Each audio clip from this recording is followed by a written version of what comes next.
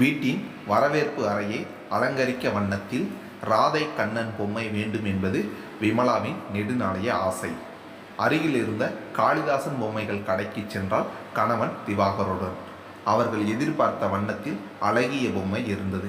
கடைக்காரர் 800 ரூபாய் விலை சொல்ல 500 ரூபாய்க்கு கேட்டால் விமலா. 100 ரூபாய் குறைத்து தருகிறேன், அதற்கு மேல் முடியாது என்று மறுத்துவிட்டார் கடைக்காரர். அந்த பொம்மை கடை பெயர் மாடனாக இல்லை, கடையும் அலங்காரமாக இல்லை. ஹேமா ஆர்ட் கேலரி போவோம், அங்கு தரமான பொம்மை நியாயமான விலையில் கிடைக்கும் என்றால் மனைவி. ஹேமா ஆர்ட் கேலரி வண்ண விளக்குகளுடன் நேர்த்தியாக அலங்கரிக்கப்பட்டிருந்தது. அங்கு 1500 ரூபாய் விலையில் ராதை கண்ணன் வண்ண பொம்மை இருந்தது.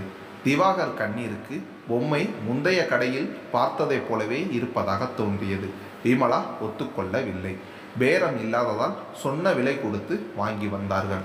வீட்டு வரவேற்பு அறையின் மூலையில் பொருத்தப்பட்டிருந்த கண்ணாடி தட்டின் மீது வைக்கலாம் என்று விமலா பொம்மையை கையில் எடுத்தாள். பொம்மையின் அடிப்பாகத்தில் கடையின் முத்திரை போட்ட காகிதம் பீந்து வருவதைப் போல் இருந்தது. தொட்டவுடன் அந்த காகிதம் கையுடன் வந்துவிட்டது. அதன் கீழே ஒட்டப்பட்டிருந்த காளிதாசன் பொம்மைகள் என்ற காகிதம் விமலாவை பார்த்து சிரித்தது.